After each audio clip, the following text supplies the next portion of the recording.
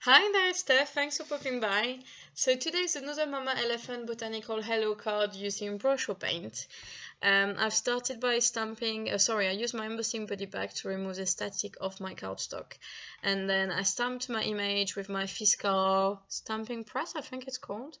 And I used some Versamark. I think this platform is practical for this kind of large stamp that don't really fit on one stamping block. I'm not crazy about it because I find it a bit thin and let's say slightly flimsy. Sometimes it makes crack when I push on it, so that's just drawing me a bit. There's kind of a crack in the glass anyway. But I've had it for more than a year and it's still going, so hopefully we'll keep going. Then I stamped the border and I used some Hero Art Platinum embossing powder, which was really nice. It's kind of a it's silver, but it's, according to how you look at it, could almost look slightly golden. Silver golden, if that is possible. Maybe that's what platinum is. I don't know. I think it's quite nice. It's a nice effect. And I think silver goes quite well with colder colors. Can we say that in English? I'm not sure. In French, you have the warm colors, red, yellow, oranges, and then you have the colder colors, blue, purple. I'm not sure where green stands in all of that, probably green. Anyway, so I thought it would be nice with colder colors. I decided to take the black brush up and I added a hint of purple. And at first, for that first flower, it was far too intense.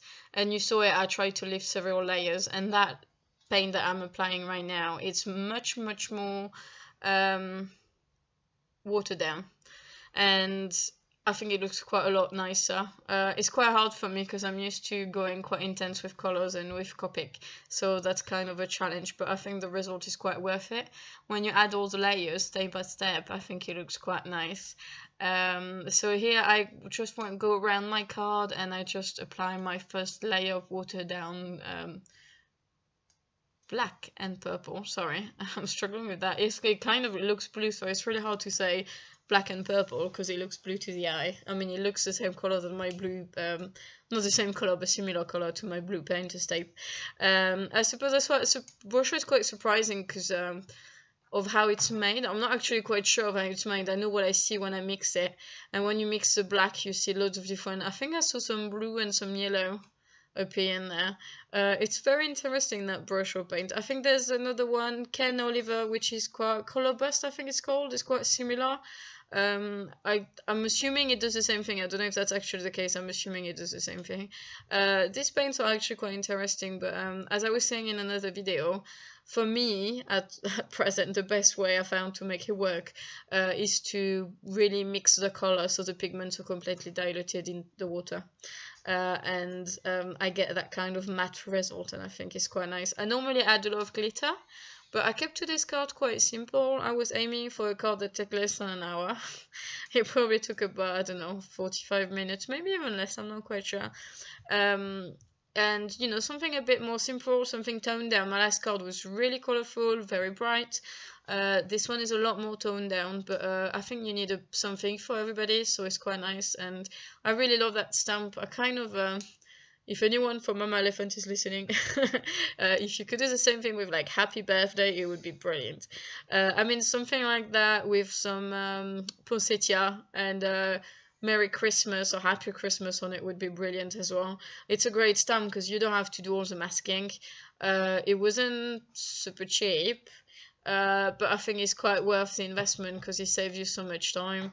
So it's quite cool, and I think for mass production it would be brilliant as well because you just stamp and stamp and stamp, so it's quite cool. For the hello and the borders, I've just done a darker, more intense version of that grey purple, which looks blue. And then I use a very watered down green to do the leaves.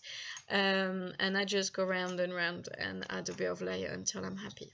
And that's it, really. The result is quite subtle, but I think it's pretty. It's a different kind of card. I've been aiming to use my stamps more, but with different techniques. I think it's a great way to stretch your stamps and not necessarily I'm not saying don't buy stamps, but if you can't afford to buy all the stamps you want, that's a good way to use the ones you have to their full potential, I think, or maybe maximize their potential. Really. So that's it for today, really. Thank you very much for watching. If you're interested in seeing the other cards of my mini-series, please head over to my YouTube or my blog. I have all the links everywhere. And thank you again for watching. Have a great day. Bye.